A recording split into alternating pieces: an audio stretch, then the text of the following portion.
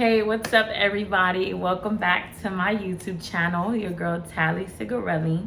I'm here today just to talk to you real quickly about a topic. I don't even have that much time, but just something that was just on my mind, okay?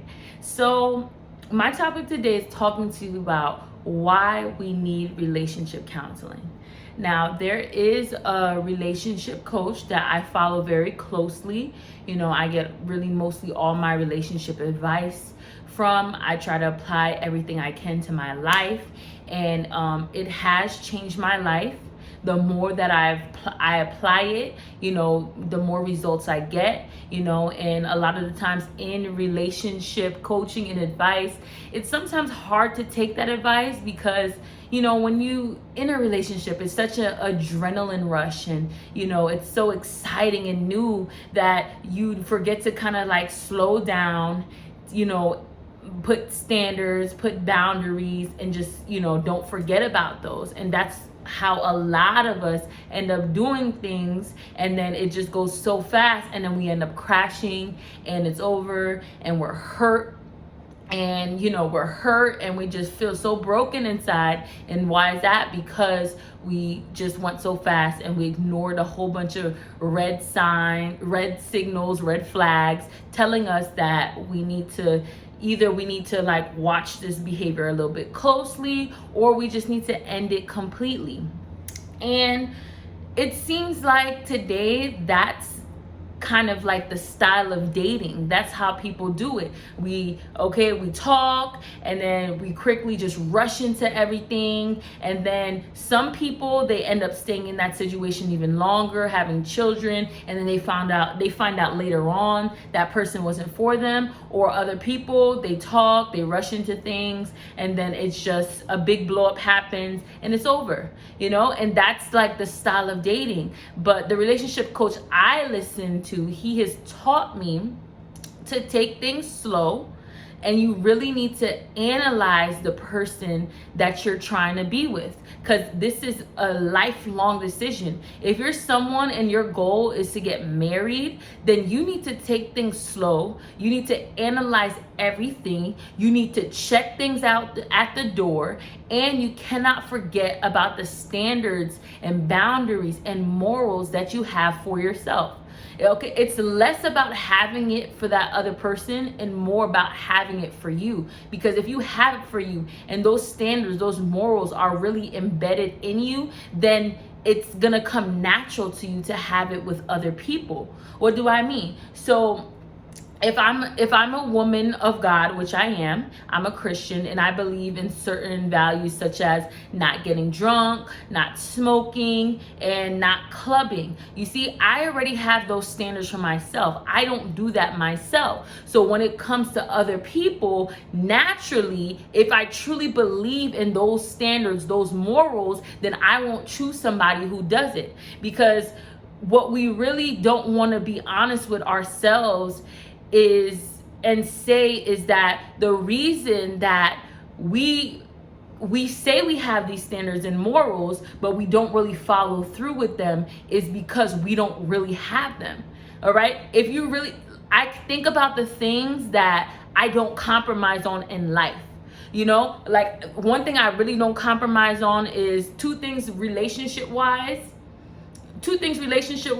is calling me out of my name, number one, or asking me for money. If someone does that to me, it's over. Like no good at all. I don't compromise on that.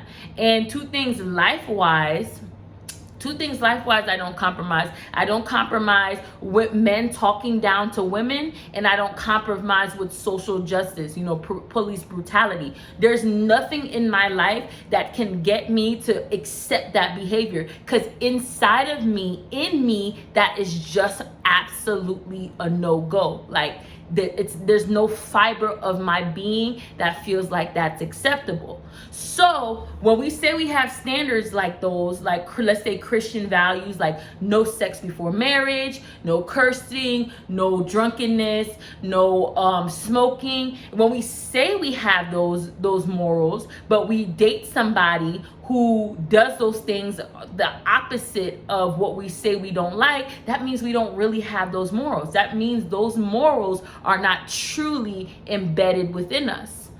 So I say all of that to say this. See, I went on a whole nother tangent on that, but what we're talking about today is why we need relationship counseling. So all of that was things I've learned from relationship counseling. It taught me to go slow, to analyze the relationship, things that are not acceptable, things that I check it, and if it happens again, then I cut the situation off, signs to look for, things like that. And why did I go on that journey to look for that? I went there because I understood in me that I didn't have it.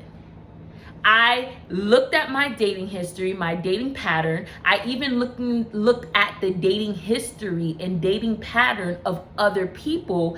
And through them, I don't judge, but through them and through me, I learned a lesson. And the lesson was that a lot of us, almost all of us, are not born naturally with the tools to navigate a relationship or to navigate a healthy relationship. A lot of us don't know how to love properly, that we don't know what that looks like. We don't know how to fight, and I want to say fight, but in a healthy relationship, there's no fight. There's a discussion. It shouldn't be an argument. It shouldn't be a fight. It should be a discussion. So a lot of us don't know how to have discussions properly. A lot of us don't know how to date properly. And a lot of us don't, I've never been married, but I know for a fact, judging by the divorce rate, a lot of us don't know how to be married properly either. We don't do relationships. All right. What I've learned about that, there's things within yourself that a lot of people don't get a chance to work out before entering into a relationship that affects the relationship. So you're someone with a whole bunch of baggage that hasn't been worked out and you haven't healed from it, and that other person's the same way, a bunch of baggage, hasn't been healed from it, and you come together and all you guys do is enable each other's brokenness. And there's a lot of people out there like that.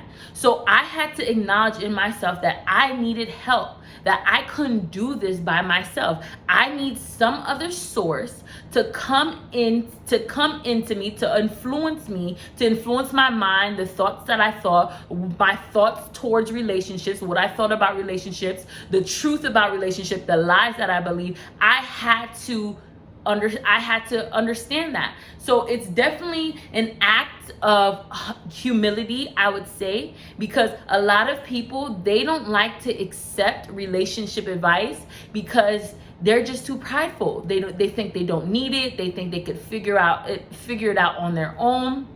And that's just so terrible, because if you see that the statistics are against relationships, a lot of relationships are failing out here. A lot of marriages are failing. If you see that happening, what makes you so different? Do you think that you're so special, or that those people were so bad that they didn't understand how to make a relationship work, like they're so much worse than you? No, we're all people, we're all human beings. We all have similar characteristics, similar qualities about us. So because a relationship failed, it's not because they're worse off than you, or because your relationship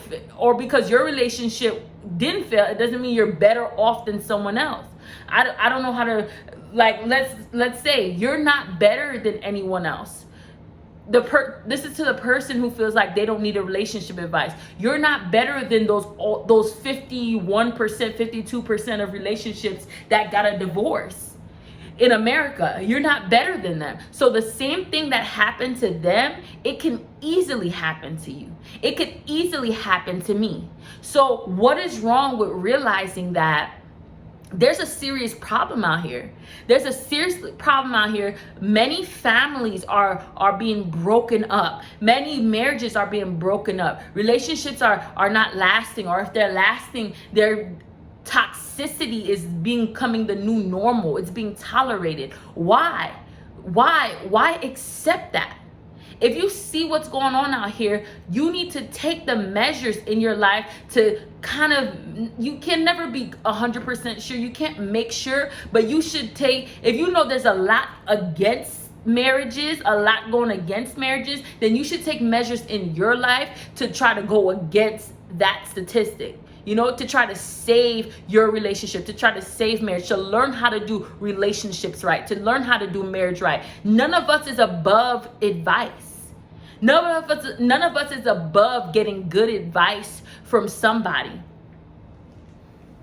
We have to acknowledge that it's crazy out here. We don't know what we're doing. When I open people's eyes to the relationship coach I listen to, and I am gonna name drop him by the end of this video, when I open their eyes to it, especially women, they're like, oh my God, this knowledge, this information, like it has never been given to us. And if you look at your parents' relationships, your grandma's relationships, and you see everything that transpired between them, even there's some people who don't see it because they hide it, but you know, that's a false reality in itself. When you look back at those relationships, they weren't privy. They didn't have the privilege of that information. And that's why those relationships were below standard. You look at those relationships now and you're like, that is not something that I want. You saw granddad had a couple families, and what did they say? It didn't come out to the funeral. You seen that, you know, even mom and dad was probably he was unfaithful to mom, and he probably put hands on mom. And you see a lot of abuse, whether that be physical, emotional, verbal, financial. That's what we see. And we've come to accept that as something that we have to tolerate. And I'm here today to tell you, you do not have to tolerate that.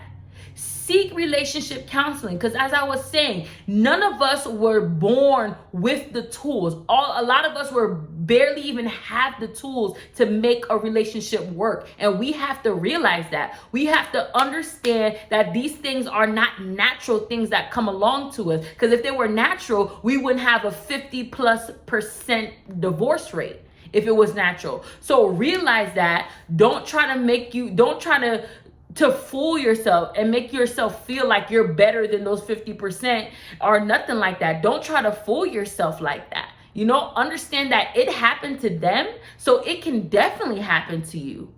It can definitely happen to you. Two humans raised in two separate areas, two different mindsets, two different views, two different perspectives of life, and you have to bring all of that together and become one.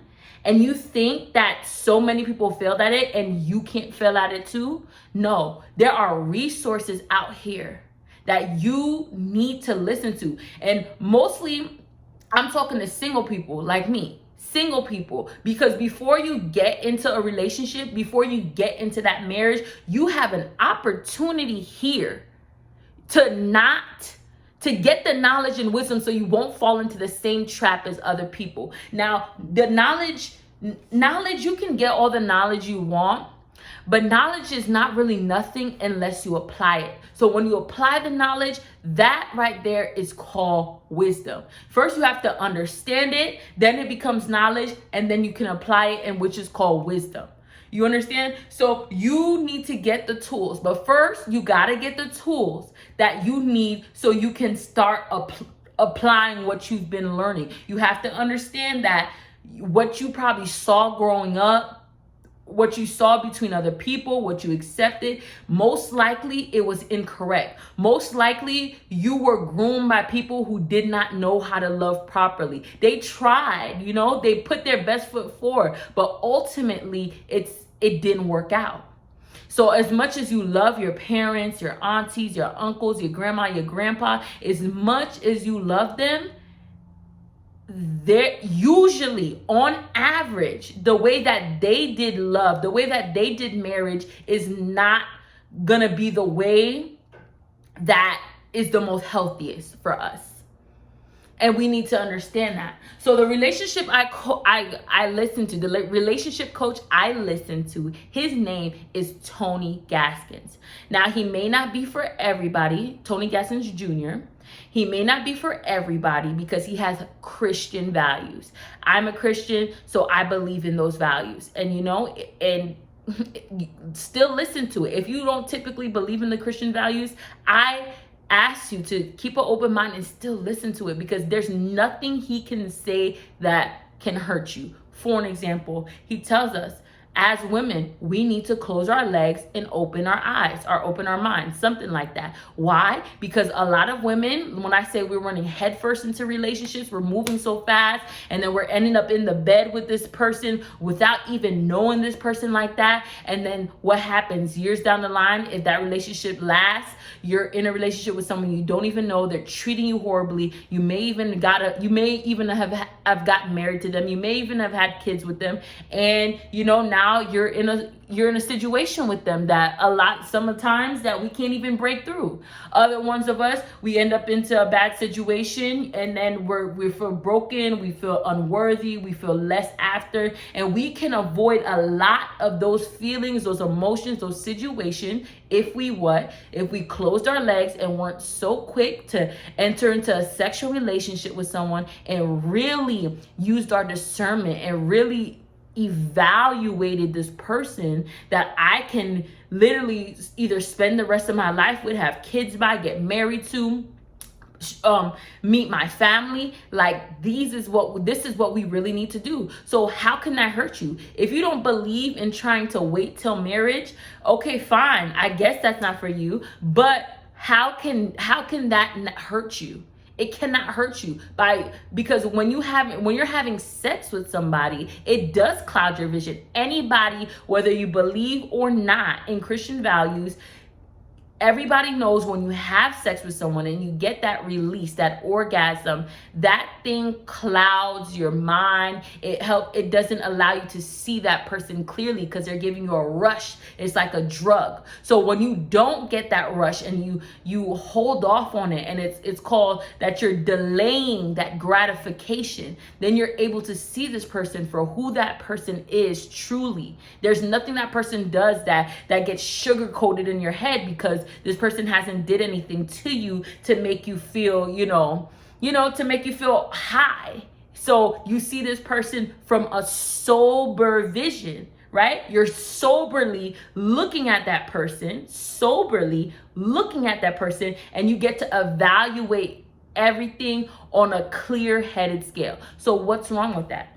Absolutely nothing. If you see something wrong with that, then I don't know what to tell you. I know somebody's in there saying, oh, I could have sex with somebody and still do that. Why even waste that soul tie? Why even waste that body when you could just see things clearly and you don't even have to add another count to your body?